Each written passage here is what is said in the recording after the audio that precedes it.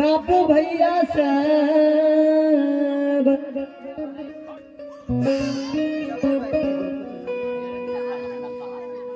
बारह बरिस पुरैन एक दिन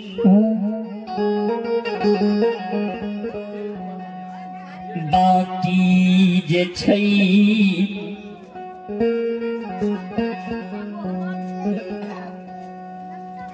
ज्योति बाबा के माय धर्म के गहबर के उसार पर जाके कानी जार बेजार है ओ ठाकुर जी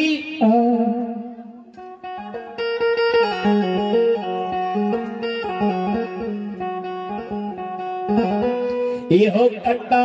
जाके निश्चिंत भय सुइत रहलो ये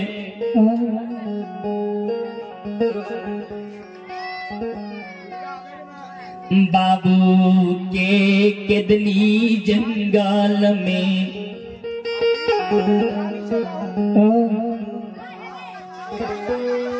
12 बरिस पुरैन एक दिन बाकी छै हो माली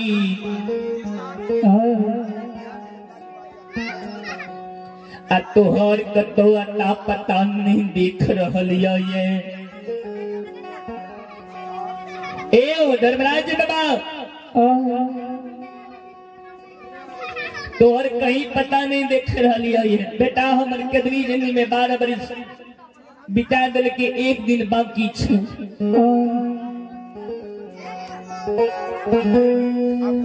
बेईमान हो बेटा जो हमर केदली जंगल से नहीं था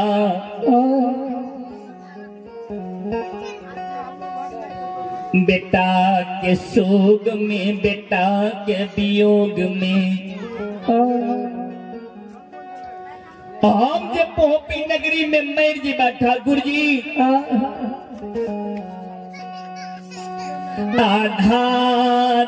आधारामई के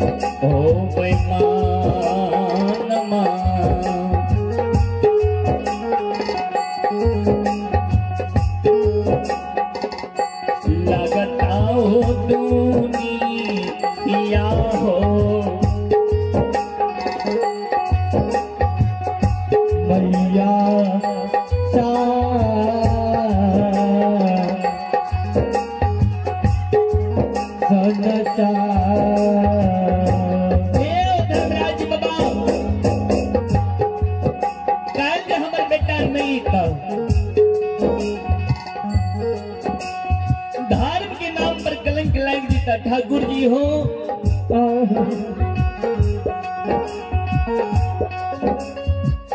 बेटा के साथ पूरा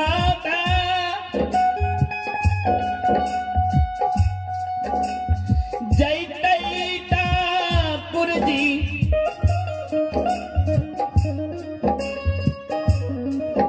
तुहार साथ यही दुनिया से चल जैता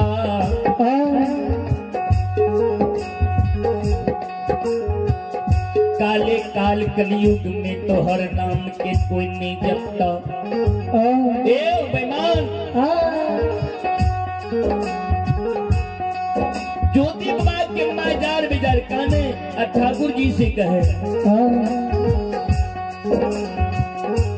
तू जो हमरा बेटा के केदली भेजल हो ये हमरा बेटा की सुरता तू भुला गेल हो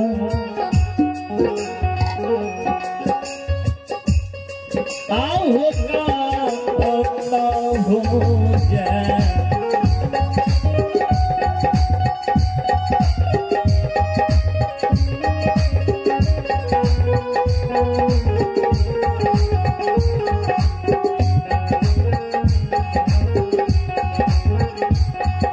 हो जाके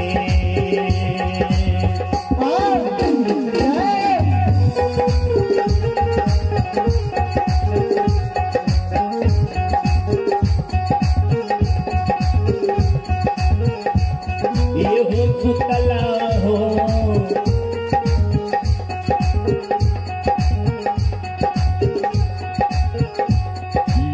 लीलाधारी दे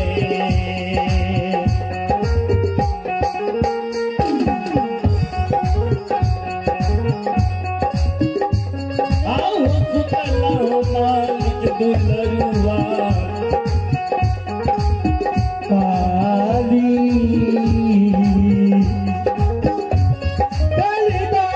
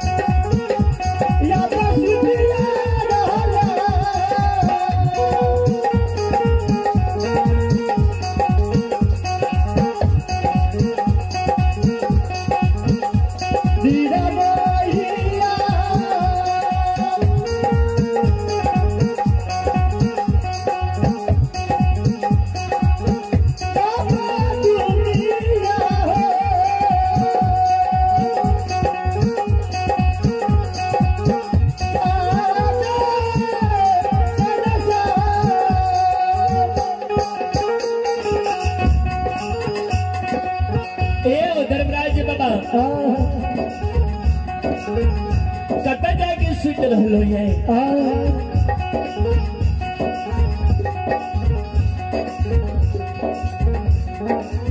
बुढ़िया सासू माँ के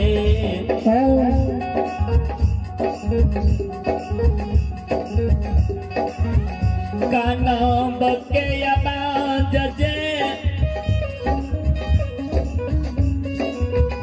ज्योति बाबा के अर्धाम निपति वार्ता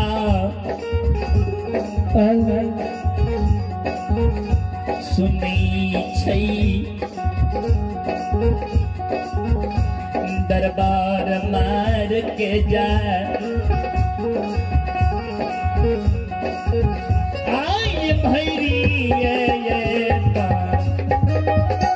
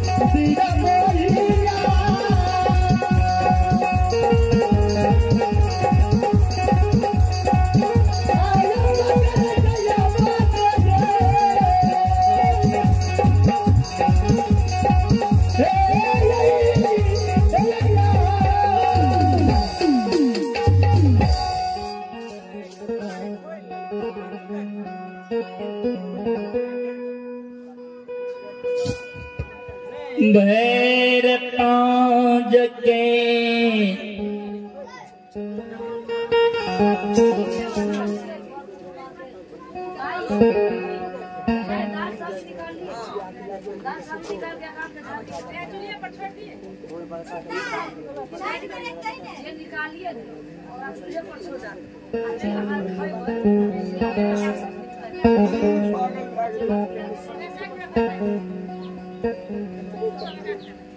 बेटा के वियोग में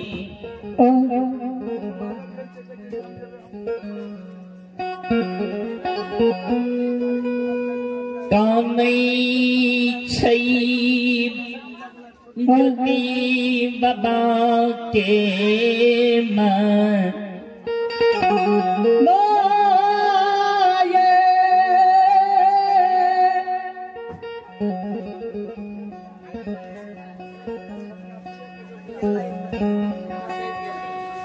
ज्योति बाबा के माय जार से बेजार काने छे उस समय में गुरु ज्योति बाबा के अर्धांगिनी पतिवार्ता नारी जयमाला गति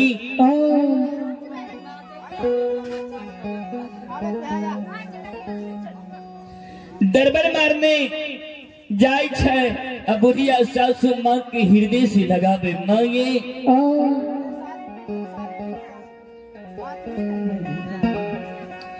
क्या यहाँ कायन रह गए ये माँ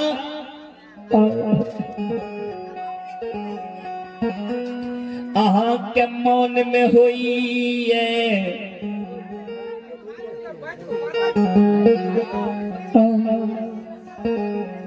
जे काल बेटा हमार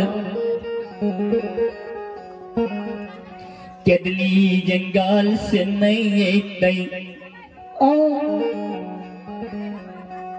तो हमर पुतहुआ रानी हमरा घर घिरी के छोड़ के चल जेते ए माँ नहीं कानू आय धर्म के गहबार के उसार पा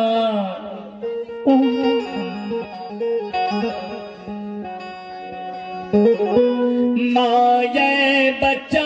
न दई छी चाहे बेटा यहाँ के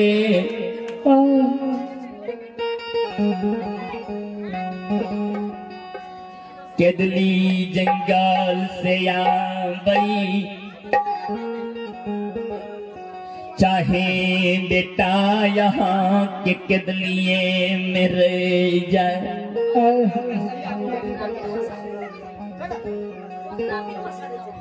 ए माँ हम यहाँ के छोड़ के नहीं जाए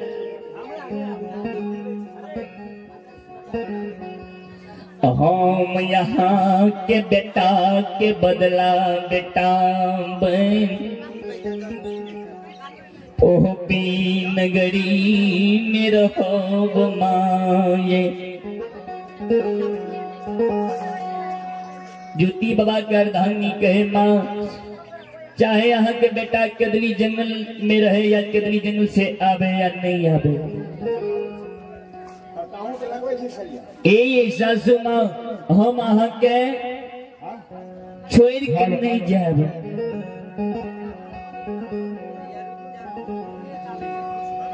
ज्योति बाबा के अर्धांगिनी की शब्द सुनी छे जार से बेजार करने ठाकुर जी हो आए हम पति वार्ता नारी पुतहुआ रानी के धैर्य बंदते है कन्या बेटा हमार काल चले के धैर्य बन के रह लेकिन हमरा पुतहुआ रानी धैर्य मंद हवे छे ए धर्मात्मी के गोसाए हो के ना तू दुख देने छो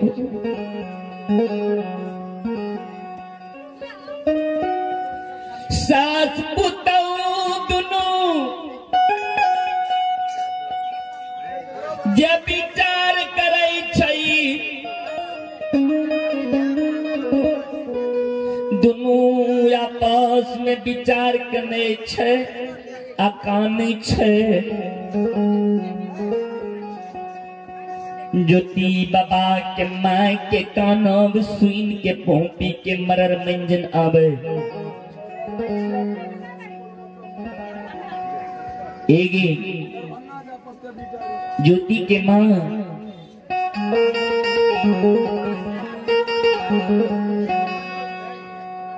तोर बेटा जे केदली जंगल गेलो ये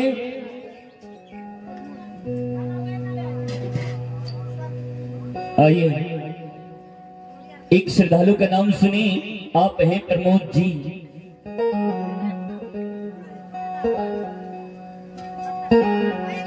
आप हैं साउंड ऑनर प्रमोद जी बर्दीपुर इनकी तरफ से बड़ी उदार भी इनके साथ श्रद्धा पूर्वक शानदार 51 रुपए का पुरस्कार है। माँ भगवती ठाकुर जी धर्मराज बाबा दानी के हर मनोकामना को पूर्ण करे भोले भंडारी भंडार को भरे रखे माँ सरस्वती इनके घर में बच्चों को विद्या का भंडार दे दानी श्रद्धालु की जाए उनके समस्त परिवार की जय हो।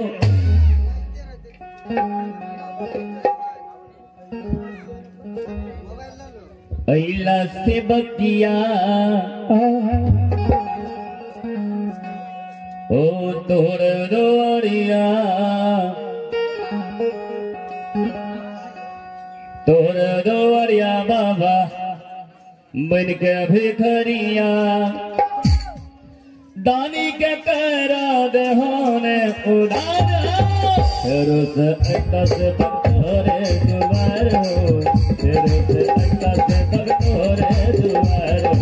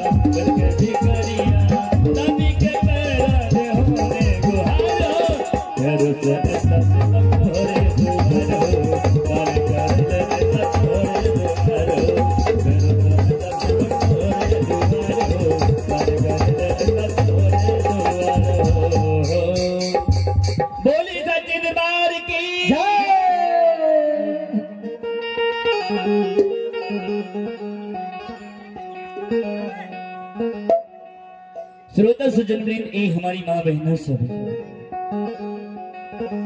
ज्योति बाबा के माँ और धांगनी दोनों जिकाने रहे समाज के मरण व्यंजन आवे छे कि ज्योति के माँ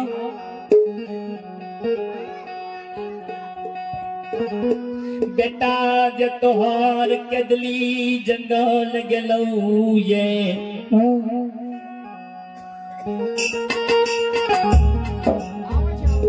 बेटा के कदली में 12 बरिस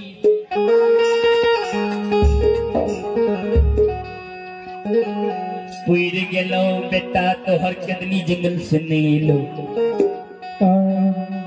हिंदू धर्म के अनुसार जे मानव के 12 बरिस कोनो अता पता नहीं रहे छे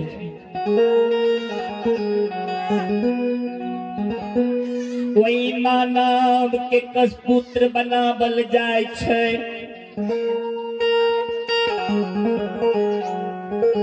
हिंदू धर्म के अनुसार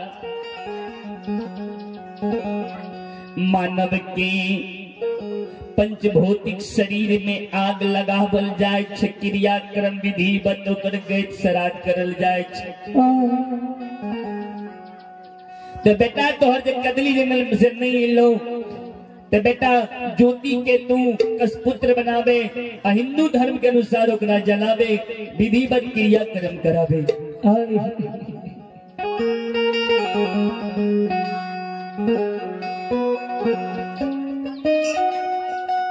ज्योति बाबा का माँ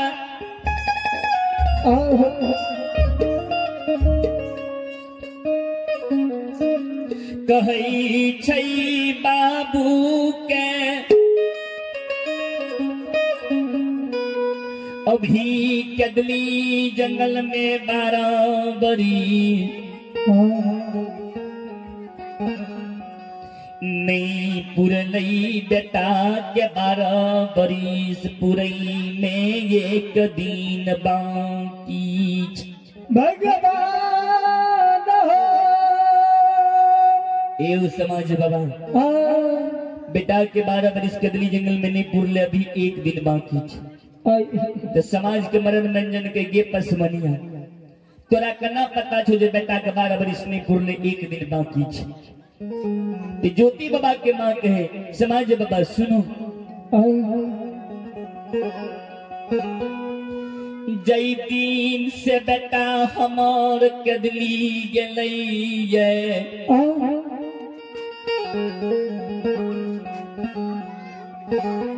कोई दिन से एक दिन के जोर के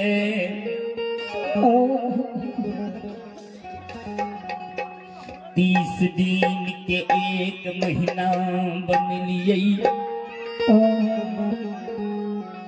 एक महीना के जोड़ के 12 महीना के एक वर्ष बन लिए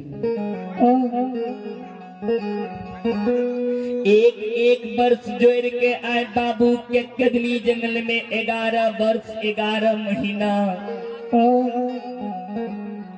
29 दिन बीत रहे काल बाबू के 12 बरिस पूरी जे समाज बाबा काल जे हमर बेटा नहीं अले संध्या समय तक जे अगर हमर बेटा नहीं अले तो समाज बाबा हाँ हमारा जी कहबे हम अहाँ के बात के मान ले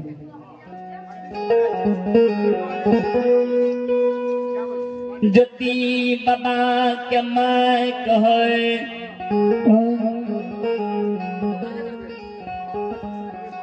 बेटा के कह जने छियै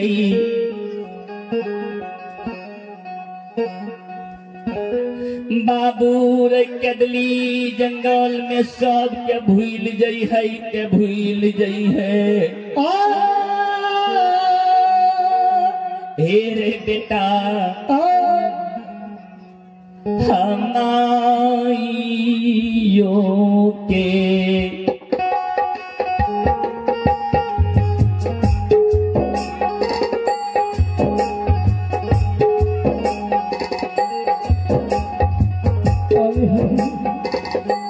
रे दूलरुआ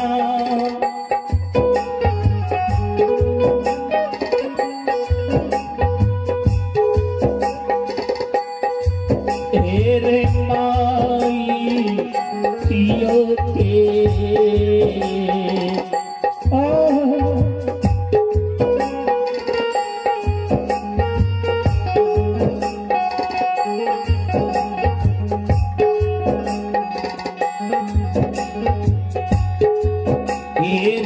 याद रे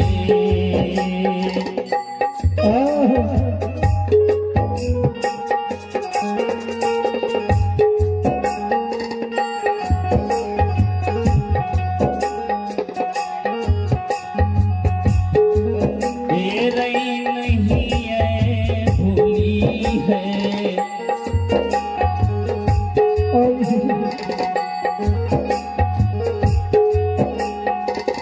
ज्योति रे बेटा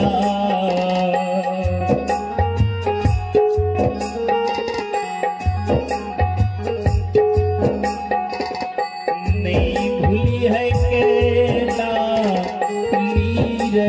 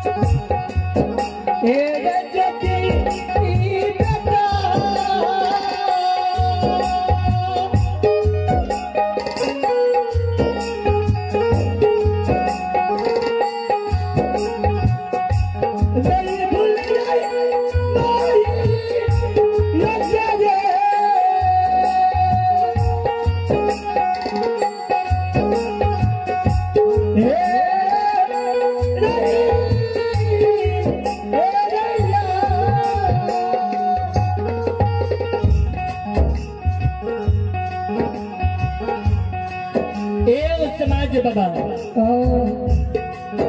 बेटा के कह देने रहिए बाबू रे केदली जंगल में सबके भूल जाई है से भूल जाई है लेकिन माँ के नहीं भूली।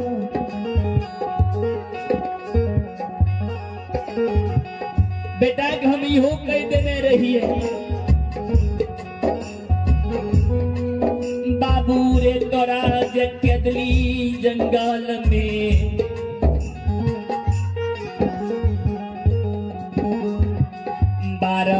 बरिस जे पुर जा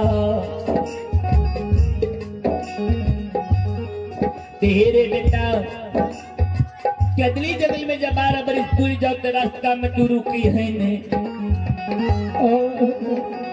सीधे पोपी नगरी चले है 12 बरिस से जाए को दिन बेसी ढह जैतो हेरे दुलरुआ हेरे ज्योति बेटा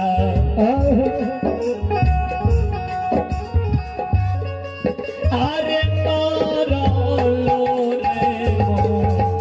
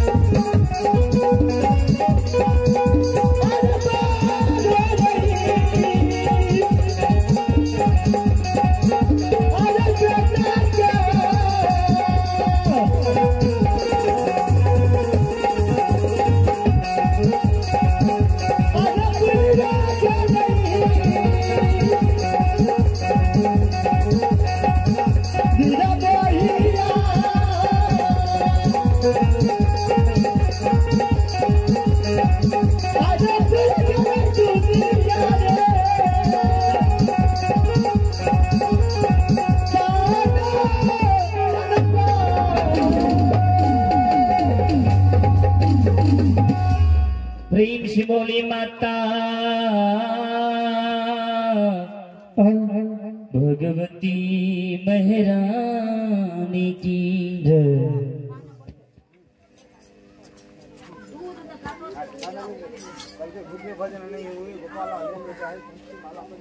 दिलीप यो कने से बंद छै यो आबे यही नहीं जे छै क्या दै छै यही नहीं भेलै